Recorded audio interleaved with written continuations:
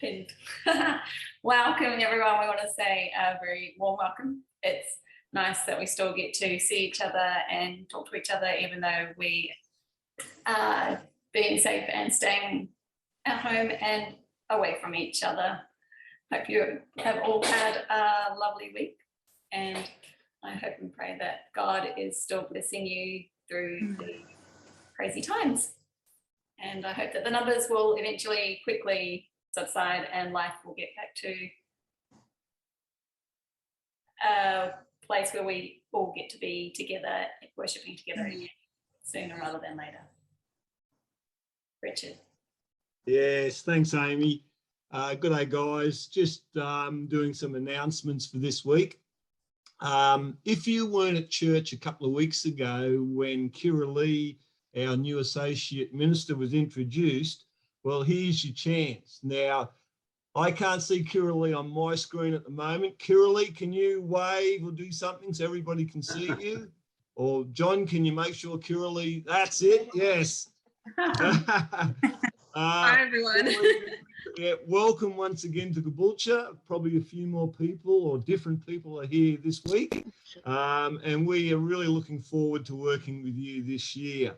Now, if you want to know a little bit more about Kira Lee, if you go over to the e-news, she's very kindly put some quick facts up about herself. So you'll see a little bit more information about her. So I know she's been ringing around this week, introducing herself. And yeah, as I say, we just look forward to working with you. And thanks for joining us for this year. Pastor Casey will be back this week from his holidays and he'll be preaching next week. Now, board members for 2022, we need to meet via Zoom on this Monday the 17th at 7 p.m. For an extraordinary board meeting discussing the future plans or for our worship programs over the next however long, we don't know. So this Monday night, 7 p.m, John will probably send through a link for board members for this year. Also, all department leaders for this year, by tomorrow, Sunday the 16th, if you have any calendar events that need approving, they need to be sent to the church board email. If you have any budgets, they need to be sent to Jackie. And if you have any risk assessments, they need to be sent through to Bob Walker. And they'll be looked at our first normal board meeting. Also, don't forget, after our program this morning, there's a couple of Sabbath school classes that are online. Those links are in the e-news. So if you go to e-news, you'll be able to find those links. And those couple of classes, anybody can join in. You don't just have to be normally at that class. So if you want a Sabbath school lesson, check into one of those classes.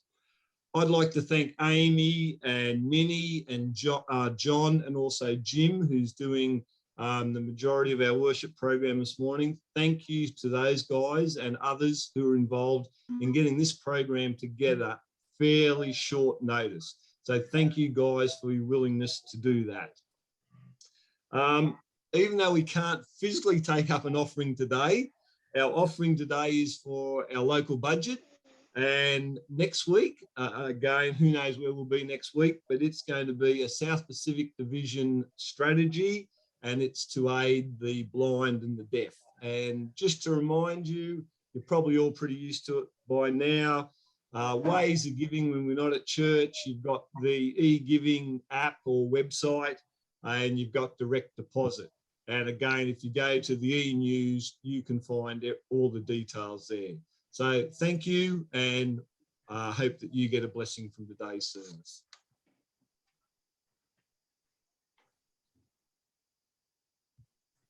Okay, we're going to do some singing this morning.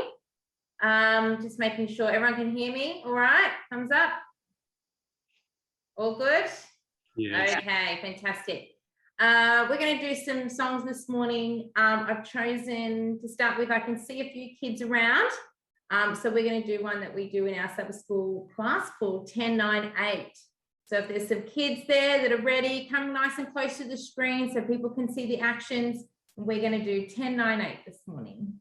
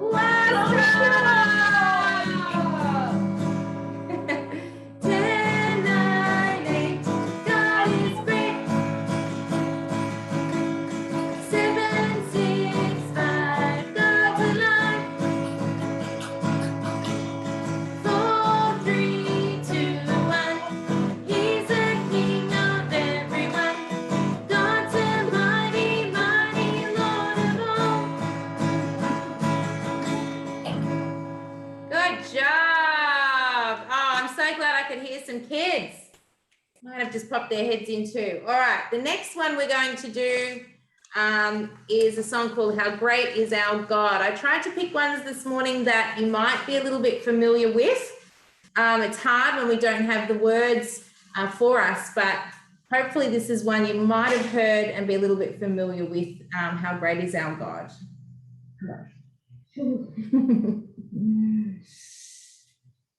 Just give me some room.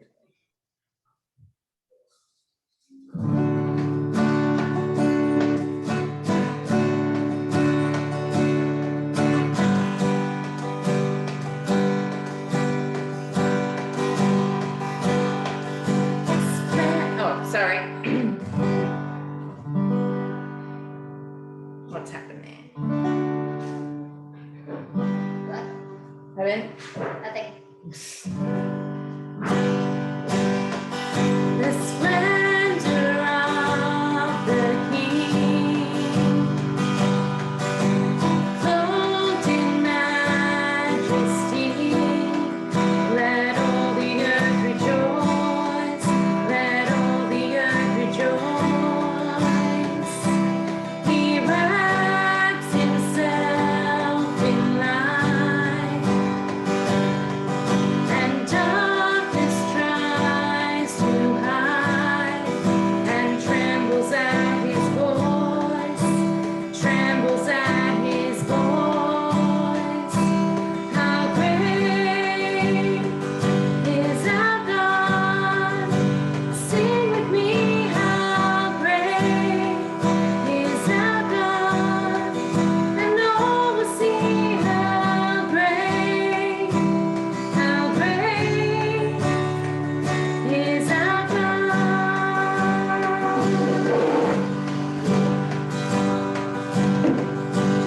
Age to age he stands, and time is in his hands, beginning and the end, beginning and the end. The Godhead three in one, Father, Spirit, Son, the Lion and the Lamb, the Lion and the Lamb. How great is our God! Sing with me, how great is our God, and all will see how great is our God.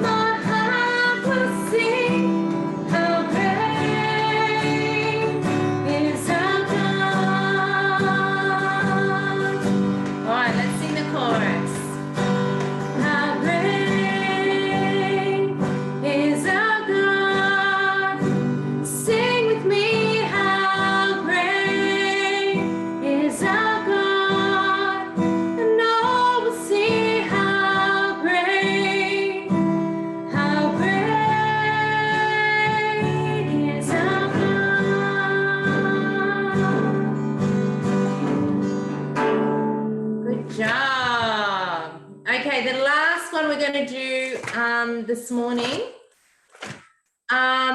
it's one that was written by Jeff Bullock a very long time ago, but it's such a pretty song. It's called Just Let Me Say. So I'm not sure if you know this one at all, but if you do, great. I'd love to hear you. If you don't, that's okay. Just listen to the words. It's a beautiful, beautiful song with some beautiful words about just being still and letting me just say how much we love Jesus. So we're going to, Minnie, just letting you know, we've put the words into the chat. So if anyone wants to follow the words, they're in the chat screen. Perfect, even better. Great, excellent. Okay.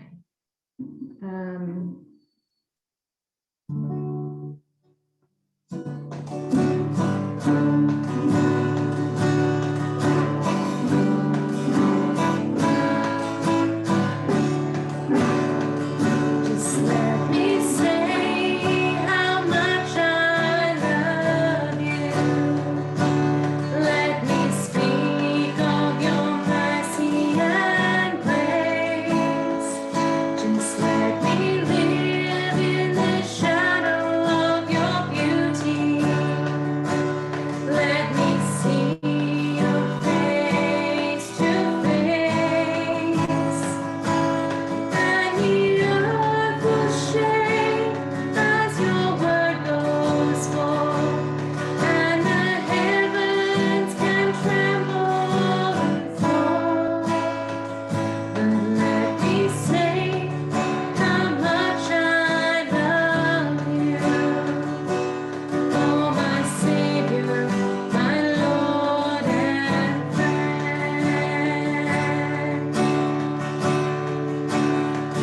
Just let me hear your finest whisper as you gently call my name, and let me see in the power of your glory. Let me feel your spirit's flame. Let me find you in the desert till the sand is holy ground, and I am found completely surrendered to you, my Lord and friend.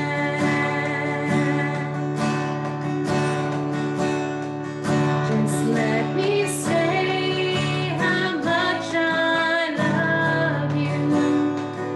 With all my heart I long for you, for I am caught in the passion of your knowing. This endless love I found in you, and the depth of grace for forgiveness found, to be called a child of God.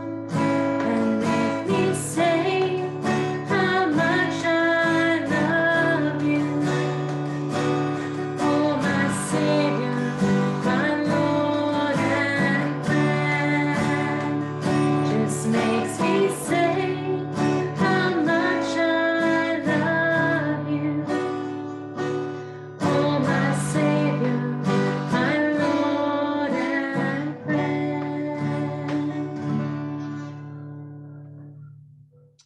Yeah, good day, guys. Thanks, Minnie, for those songs. It's now time for our morning prayer. So if you'd like to bow your heads or whatever you'd like to do, let's seek our Maker in prayer. Dear Heavenly Father, I just want to thank you for another Sabbath day where we can come together, even though it is online. And thank you for the opportunity that we have to do this.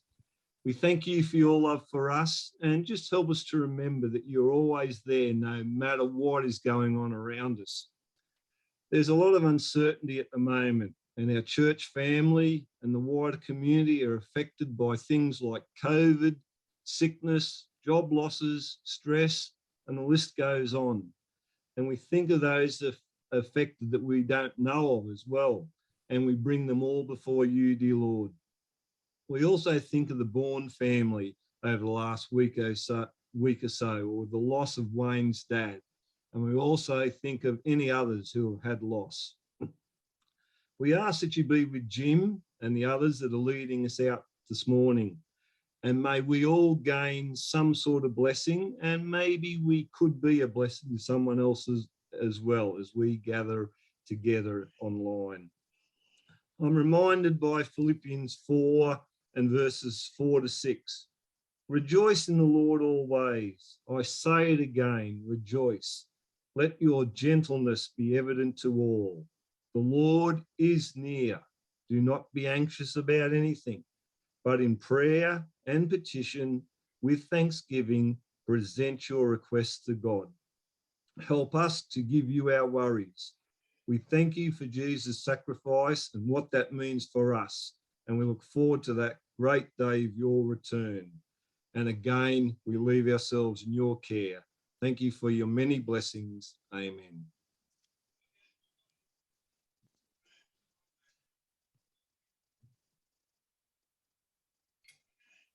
All right. Sorry, too many messages up on my screen. Children, can you, if you are still around, any children come close to the screen? I can see Caleb, very close, Caleb, nice eyes.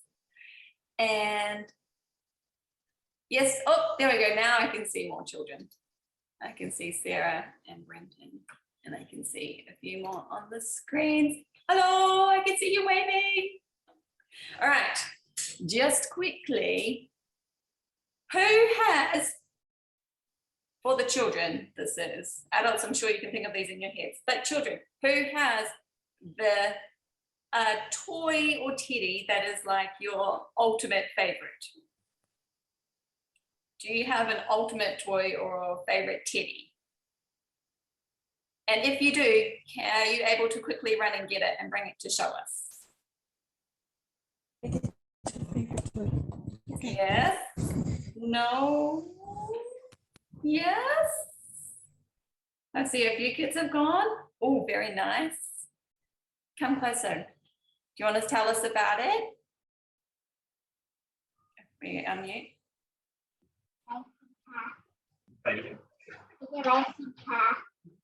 Oh, I like it. Can you hold it down a little bit so we can see it? My screen's a bit small. Oh, lovely. Thank you for showing us your favorite car. It's a very cool car. All right, Brenton, what have you got? You're on mute, so you're, I see it's the clear word. It's your favorite Bible. Good choice. Sarah, did you find something? Oh, you're muted, done.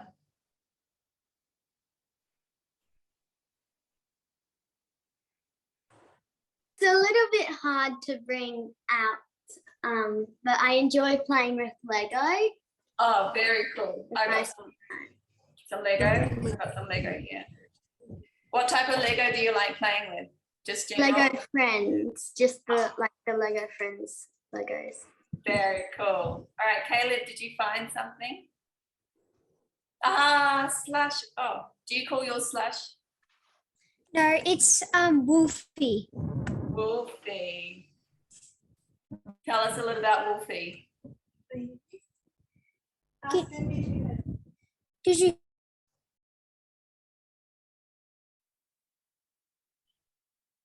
I think he froze. Did he freeze for anyone else? Yeah. All right. Well, any other? Oh, there we go. Now you're back. Were there any other children out there? I think I saw Brenton. You've already showed us. What else have you got, Brenton? Nothing? Well, the teddy bear. You've got a teddy bear. That teddy bear. Oh, that's the best kind of teddy bears. Mummies make the best teddy bear. Good choice. Wow. Speaking of teddy bears, this is my favorite teddy bear. Oh, Tristan. Who have you got, Tristan? I got Bergie. It's a burger that Hayden gave me. Yes. Sometimes I strangle it. Not by me. It's cuddly. It's very cuddly. It looks very cuddly. It's always happy. Always happy. I love it. Good choice. All right. I'm going to tell you quickly about my favorite teddy bear. His name is Rattlebottom, and he's much loved, as you can see. And on the back, his fur is singed because he got dropped in a puddle one day and I dried him out in front of the fireplace and the fur melted. I'm lucky I didn't set the house on fire. And he has no fluff because my cat used to claw him a lot. But if you listen, he still rattles. And behind his ears, the fluff is still fresh and soft. Okay. And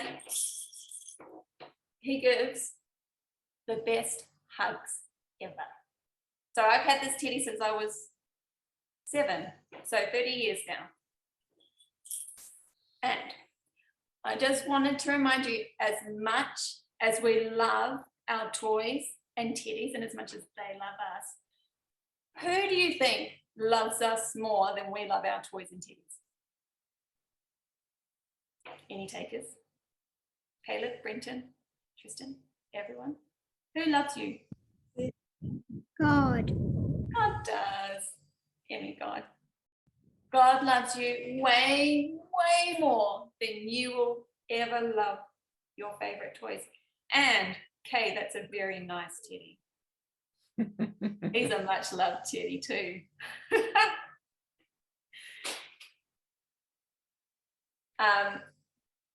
A very important part of us loving our teddies is that we know how much we love our teddies, and it makes it easy for us to share our story with our friends, and we can easily say, hey, this is my favorite teddies and I love him so much, and I have a God who loves me and you just as much as we love our toys. So from my teddy to your teddies and toys, don't forget to share God's love. All right.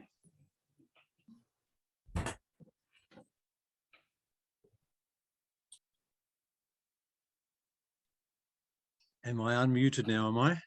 Yeah, John gives me the thumbs up. Amy, can I just add a bit more to your little teddy story? I was just telling Daryl here that I bought Big Fred Bear 10 years ago for a school program, and I've had him ever since. And now that I'm getting more and more involved in my mobile home, he actually sits strapped in the passenger seat with his seatbelt on in the car the whole time, so that just maybe some kids coming from the other direction will see him sitting there and have a bit of a laugh. Perfect. So I have Fred Bear sitting in the front seat. Another little comment before I get into my main theme too is that I'm sure some of you guys have heard about COVID. And when I was with all of my family over Christmas, at one point I was with Tammy, my younger daughter, hubby, and the 2 boys in the car. And we were thinking, I wonder if we Google, could we actually find subjects we could talk about that didn't include COVID? And we came up with several different sites, including one that had 80 different subjects to talk about that did not include COVID. So if you're getting a bit bored with the COVID theme, just go to Google. It'll give you lots of good options. Okay. Now for our presentation, we're going to have PowerPoint as well. And I have my very able assistant here, as you can see, the lovely Daryl. We're just going to share screen here. We're going to share screen. Yeah. Yeah. And we're going to choose our PowerPoint. That one there. That one there. Look at that. And share. So just bear with us for a moment, folks. We're just getting the technology ready. So in theory, you can see me there and you can hear me from the side of there. And you'll also see therefore the PowerPoint that I'm using here because I like PowerPoint. I like visual. Is that coming through, John? Yes, it's coming through. It's just not presentation mode yet. No. Do we want it presentation mode? Up to you. Yeah, let's go. That's fine. I'll just follow the. We'll try. So from beginning. I think it's just F. If we push the, I can't see. There's so much on my screen, John. I'm having trouble seeing presentation mode. Yeah, here it is. I found it. Don't worry. We'll try that. How's that? Are we impressed with technology, people? Looks good.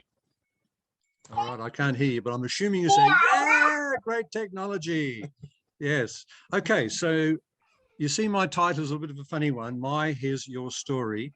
And that's what I'm going to develop for you, because I want to talk about for just a few moments before I get into the spiritual side of my current personal project, which is to write my life story. Now, you might say, why, Jim? And I'm glad you asked that question. Very important question, because that leads into the rest of the service. But simply because of a whole bunch of reasons, and I'll come up to some of them here. So first of all, I'm a person very open, I think, to God's specific leading. And I have some stories about that I'll be sharing with my kids particularly, and sometimes in sermons. But also I'm very open to the universe. Things happen to me and I make things happen. So many times I use the expression, because I can. And I'm sure you use that expression sometimes as well. Just because you've got the ability in your mind to think about different ways of doing things. And so I can write my story because I can. And in fact, this little slide just to illustrate to you, ever since I've been a teenager, I've had a fairly adventuresome kind of spirit. And so have lots of stories just because I have that I guess, the awareness, the openness to the universe giving me opportunities. Also, it's because I'm old, all right? And because of that, I have lots and lots of stories. You might just like the thing on the side, which I can partly see. As the years come to an end, I urge you to take care of yourself and some things rather avoid accidents, that right? Because spare parts for models like you are no longer in store. I just love that expression. So yeah, I've lived quite a lot of years already, and so I do have lots of stories. But also, I have 3 grandkids and counting. So Tammy and Corey both have children, and I'm discovering more as we just sit and chat. There's a lot of stories I never told them, and so they don't know where they've actually come from in their own personal history. So I figure it's time to tell them. So just on those few things alone, the fact that I'm open to God's leading, open to life, that I'm older, and because I have grandkids, that kind of inspired me to think about writing my story. So my story by Olpa as a child, as a teen, as an adult. But there's more to the story. Also, Jesus is my best friend forever. And so part of my story that I'm writing for my kids, just to give you an idea. So there's one of the ones you can see, which I've kind of hinted at already on the slide. And I have a few pages already I'll put together. I'm choosing this old-fashioned method because I'm old, I'm allowed to do that. I've actually got stories of Jesus, similarities, but also contrasts that occur in his story are now fitting along with my story. But also, over many years, I've spent many times being a teacher, so I want to apply it to the reader as well. So I'm including little boxes every so often called Your Turn, in which I'm encouraging my little kids particularly to be active. So one you can partly see there is read the story of Jesus feeding the 5,000 and get someone to time how long it takes to actually read the story. And it's maybe about a minute. And of course, then you realize the story took about 8 hours. So we're only getting a little hint of the actual full story of Jesus from the words that we read. And that's the same with my story. I'm not going to say everything I've done in 70 years because it'll take 70 years to write it and 70 more years to read it. But also I want to teach my little ones, particularly anybody else who reads a story, teach them how to pray. So each little stories will at the end have just a little box of a simple and a relevant prayer to God, to Jesus, to the Spirit, that'll help them to connect even more with that. And let me go to one little comment I've got in here. I kept it for you. I've got a couple of quotes already in my stories. I'm only up to about 5 or 6 stories so far. quoting from Ellen White, but I've paraphrased them a little bit. So this one you'll recognize. It'd be a great idea for us to take some time every day to carefully look at the life of Jesus. We could look every little bit using our own imagination to see, smell, feel, and hear each bit. We really need to look at the last few weeks especially. So that's part of my thinking, is that in writing my story, I can also write his story, and the prayer helps us connect. But there's another reason as well. I'm in a relationship that's developing very lovely with Esther, who has 6 children. And for their own reasons, another story, they really miss church and the Bible. So I'm also writing, which I haven't got a copy of here, a Mongolian version, which will include their families and some of their local content as well. And one more, also because I'm a grand uncle.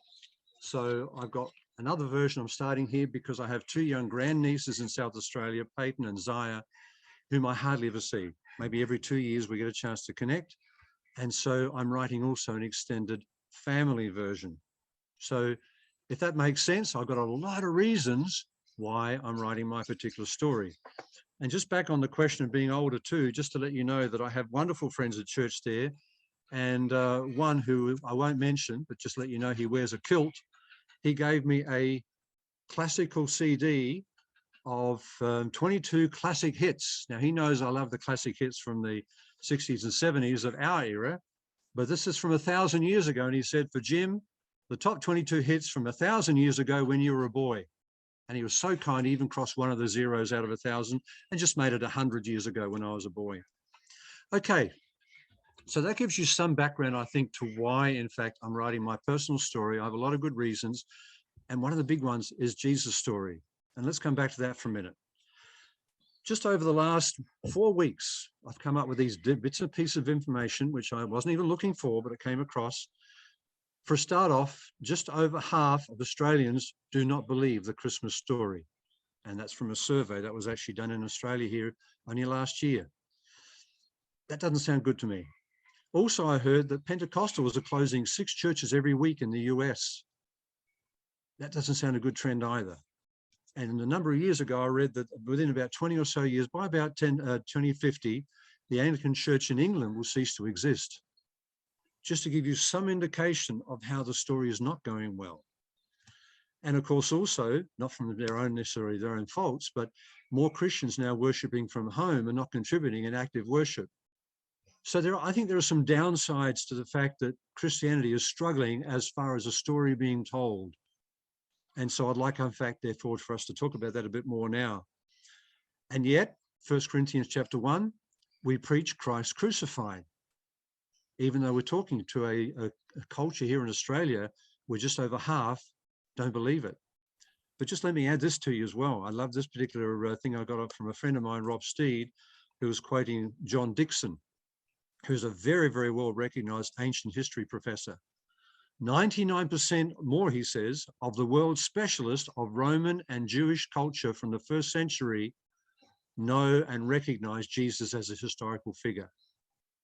In the Oxford Classical Dictionary, which apparently is world-renowned, I don't have a copy in my library.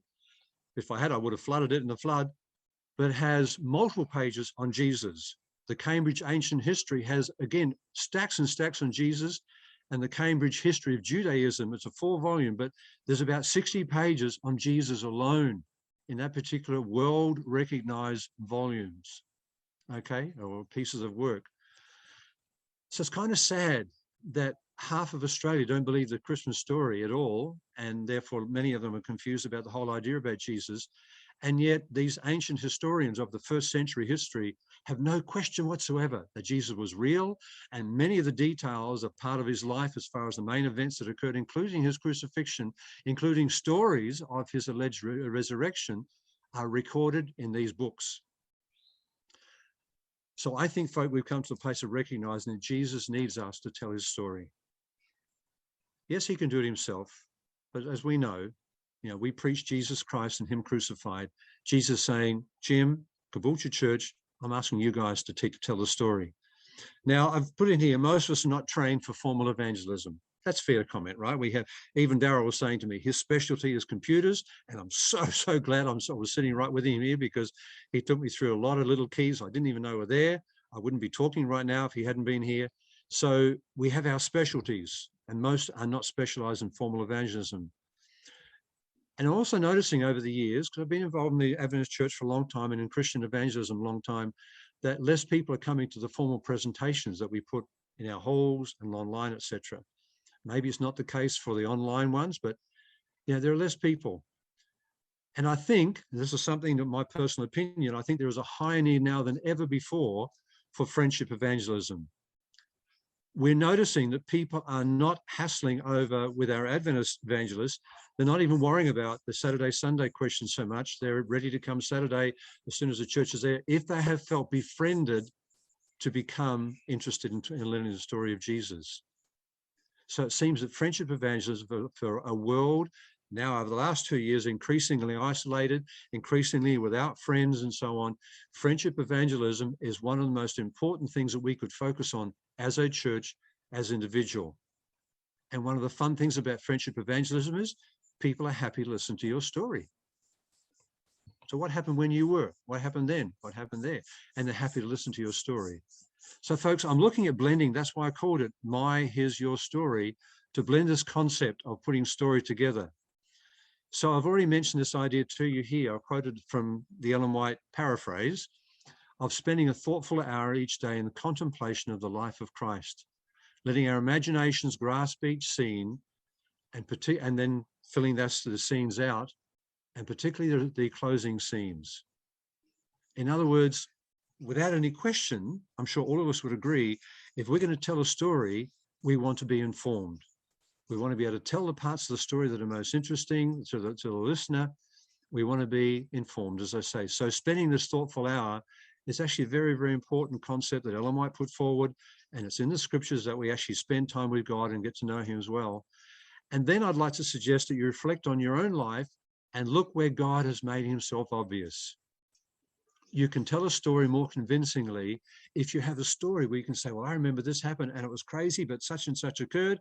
And wow, all I can see is the hand of God in that, right? And so I'm encouraging you to think also about reflecting on your own life and looking at where God made himself obvious. That's what I'm doing right now, having a lot of fun doing it, a bit anal. And so therefore I'm spending ages getting the first few pages right and correcting the spelling and all those sort of things, but it's happening and I'm loving it. And I recommend it in some way, whether you're a writer or not, find your own way. Also, you could perhaps explore God in your area of interest. You may have, for example, a passion for travel like I do, education, different hobbies. And so in what way does your hobby or your area of interest give you sort of insight into how God is working in your life and the life of other people? So just a few specific areas of interest. I love nature. A lot of you do. There's a lot of resources available whereby your interest in nature, you could actually learn more about some of the things that you see and maybe even take for granted and realize how incredibly intelligent the design is that goes into those. One of my favorite little series of DVDs, and I believe we might have them in the church library, of amazing creatures that defy evolution. It is amazing. In fact, I do believe one of the main people who's involved in putting together that particular set began as an atheist, and in his study of nature and realizing the incredible complexity of nature could not have been done by chance. It requires an intelligence. An intelligent designer brings us straight away into the talking about Jesus himself as our creator. So there's one area of possible interest for you that you could actually develop more, excuse me, so you're telling people about your passion of interest and also connecting them with the story of Jesus. History. I've just mentioned to you that pretty much every single person involved in ancient history, especially the first century, acknowledges Jesus. So therefore, there's a great start there. And also you have also other stories in the Bible that match with secular history. So when people are talking about different things, yeah, you can say there was a funny story about Belshazzar. Funny how that in Daniel chapter 6, he's mentioned there, but there wasn't any record of him in history. All we have is Nabonidus as the last king of Babylon. But all of a sudden we find in the British Museum, this little clay tablet that talks about Belshazzar. And so we can show how, in fact, that in history, again and again and again, history backs up who God really is, backs up his story. Prophecy, of course, something that Adventists have been very great on over the years. But can I make one little suggestion, folks, here, is focus on a friendly presentation. Many times on Facebook, I'll see people putting up Facebooks related to prophecy, but they sound, and I know this is quite valid as well, but they sound almost very threatening, not in a way to encourage a person to keep listening. But there are lots of prophecies that we can actually mention to people just on a pure interest area and say, isn't it fantastic how this writer with God's blessing could see these things well in advance, and they've all happened. And so prophecy in a friendly way can become a fascinating area of conversation with somebody and get them to know more about God. I've included reason here too, because some people love philosophy. One of my young friends in Mongolia, Timurlan, he just loves the philosophical area of life, and he just likes looking at things in a different way, in a deeper way. So being able to talk with him, for example, and people like him who want to think about why things happen the way they do, right? It may not be your area of interest. You can look to other areas of hobbies, but for some, using reason and philosophy becomes a great entry road between yourself and a person who's going to become more of your friend. Reading other people's stories, where you can say, oh, I read a great story. In fact, I saw again just recently the movie Hacksaw Ridge, and some of you have already seen that movie. An amazing story, how during that, apparently it wasn't just one night, but they condensed it to one night in the movie, where he let down 75 people from a battlefield above, where they're all bound to be massacred by the Japanese. He let them down by rope and saved their lives. Just an amazing story, how he gave God the credit all the way through. And in fact, after everyone he lowers down, he says once again, Lord, give me one more. And he goes back and forward, back and forward. An amazing story. It's not your story, but it's another great story. And people will be interested in that story. Have you seen Hacksaw Ridge? What do you think about the spiritual side to it? How this guy was so committed to his God and he wouldn't actually take up arms, and he became a very, very recognized and decorated medic. And the last thing I'm going to suggest is here, of course, your own story. I remember when. So in full circle, that's what I'm doing. I'm doing a lot of remembering when and having a lot of fun doing it. In fact, I picked up one of my little diaries that's about 50 years old, and the pen was so fine and my writing was so small, I cannot read the writing without a magnifying glass. But in there, I have stories that I'm going to be remembering when, because I wrote them at the time when I was traveling through Europe the first time. And so in my story, in your story, you'll have times when you remember when things were a bit different, when God entered in such a special way that grabbed hold of your attention, and you can now tell the story to somebody else. So folks, I'm suggesting combining his and your story in whichever way works for you. I've even suggested here, let it become more intentional about our something to others with an approach that's easy for you. Whatever works. Like I say, it may very well be your own story that you'd be telling people. It may be somebody else's story. It may be one of those other areas I talked about, including your own areas of interest. But folks, I'm suggesting to you that Jesus needs us to tell his story. A lot of people are so not getting the story that they're losing the whole plot. Christmas for them entirely is simply a celebration time, a commercial time, a gift-giving time, a fun time, true, but where Jesus is no longer the reason for the season. And we can help them see that in whichever way works for you. And I'm encouraging folk to become intentional about this. Don't just drift after the sermon, go back and have your lunch and have a nap the afternoon, whatever. But think about what I'm saying, because Jesus actually needs it. It's not Jim having something to talk about. It's Jesus recognizing that our world is losing more and more the vision of Jesus, and we need more and more to be able to use our skills and his experiences in our life to tell people. And I think I'll leave it there, folks. All right? You take that as a personal challenge, and I hope you'll actually see some blessing in it for you as well. So, John, what do we do now, sir? Just wait for John to put his... Yeah, so I think we'll go back to the big room, and then we go into our breakout rooms if you have some thoughts for us to share. So if got a couple of points I'll make for that too, yeah. Yeah, so we'll unshare your screen, or do you have a question on screen for us? No, not on screen. No, I'll mention it verbally. Yeah, so I'll stop the So just very much in line with what we've just been saying. So in the breakout groups, I'm thinking, first of all, do you recognize or do you have any particular person or group of people in your mind that you haven't spoken to at all, for whatever reason, about Jesus? And can you identify in your own mind one or other people that you could actually intentionally try to ask God's blessing in helping to bring the conversation onto the subject of Jesus? And I guess the second thing, therefore, is having made that connection, having thought about that person, now thinking about making connection with that person, what can be one story that you could tell them? Your own, somebody else's, one of your hobbies or interest areas. What could you bring up and ask God to bless you with bringing that particular subject up with that person? How's that? Yep. Okay, so maybe I'm just trying to set up the rooms. And so, Amy, if you want to introduce what's happening from now on, I'll just check, see if I can. From now on, if you are free to go, you do not need to join discussion groups if you prefer not to have discussion groups. Otherwise, John will break us up into smaller groups where we can discuss Jim's comments about friends that we might want to, who we haven't spoken to and need to talk to about Jesus, and how we would do that. So that will just be how long do we